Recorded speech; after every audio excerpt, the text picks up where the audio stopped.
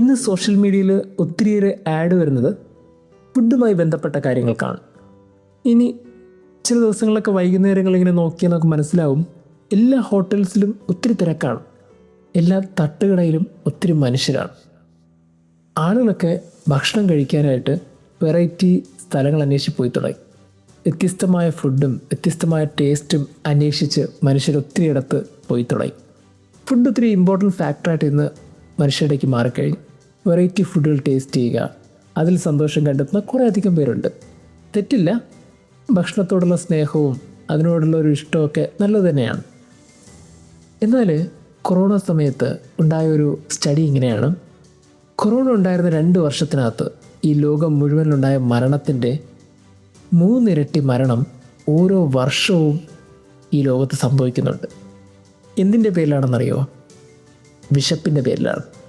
കോടാനുകോടി പേര് വിശപ്പ് മൂലം മരിക്കുന്നുണ്ട് ഈ ലോകത്ത്, നമ്മൾ ജീവിക്കുന്ന ഈ ലോകത്ത്. അങ്ങനെ ഭക്ഷണത്തിനൊക്കെ അത്ര പ്രാധാന്യം കൊടുക്കാത്ത, വേസ്റ്റാക്കി കളയുന്ന കുറേ മനുഷ്യരുടെ ഇടയിൽ ഇങ്ങനെ കുറേ പേര് ഭക്ഷണം കിട്ടാതെ മരിക്കുന്നുണ്ട് എന്നുള്ളത് നമുക്കൊരു ഐ ഓപ്പണിംഗ് ആയിരിക്കണം. കൊറോണ വൈറസിനെ പേടിയോടുകൂടി ഓർക്കുന്ന ഒരു കാലഘട്ടമായി നമ്മൾ ഓർക്കുന്നുണ്ടെങ്കിൽ ഇന്ന് അതിനേക്കാളും പേടിയോടുകൂടി നമ്മൾ ഓർക്കണം ഓരോ നാളുകളെയും. കാരണം അതിനേക്കാളും ഒത്തിരി മനുഷ്യർ ഇന്ന് മരിക്കുകയും വിശപ്പ് മൂലം വേദനിക്കുകയും ചെയ്യുന്നുണ്ട്. ഇന്ന് യേശു പറയുന്നത് വിശപ്പുമായി ബന്ധപ്പെട്ടൊരു കാര്യമാണ്. നിങ്ങൾക്ക് വിശക്കുന്നുണ്ടോ?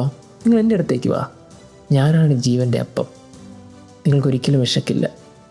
നമ്മൾ ഇത്രയും നേരം പറഞ്ഞുകൊണ്ടിരുന്നത് ശരീരത്തിൻ്റെ വിശപ്പിനെക്കുറിച്ചും ശരീരത്തിൻ്റെ മരണത്തെക്കുറിച്ചുമാണ്. എന്നാൽ ഇന്ന് മനുഷ്യർക്ക് ശരീരത്തിൻ്റെ വിശപ്പിനേക്കാളും ആത്മാവിൻ്റെ വിശപ്പ് കൂടുതലാണ്. കേട്ടിട്ടില്ലേ? കുറേ അധികം പേർ ഡിപ്രസ്ഡാണ്.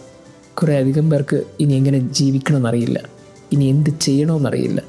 ജീവിതം മടുത്ത് ആത്മഹത്യകളുടെ എണ്ണം കൂടുന്നുണ്ട്. ജീവിതത്തിൽ ലക്ഷ്യബോധമില്ലാതെ തകരുന്നവർ ഒത്തിരി പേരാണ്. എന്തുകൊണ്ടാണെന്നറിയോ? ദൈവത്തെ നഷ്ടപ്പെടുത്തിയത് കൊണ്ടാണ്. അവർക്ക് ശരീരത്തിൻ്റെ ബലമുണ്ട്, പക്ഷെ ആത്മാവിൻ്റെ ബലമില്ല. ആത്മാവിൻ്റെ ബലത്തിൻ്റെ ഭക്ഷണത്തിൻ്റെ പേരാണ് ക്രിസ്തു. ദൈവം നമ്മെ അനുഗ്രഹിക്കട്ടെ.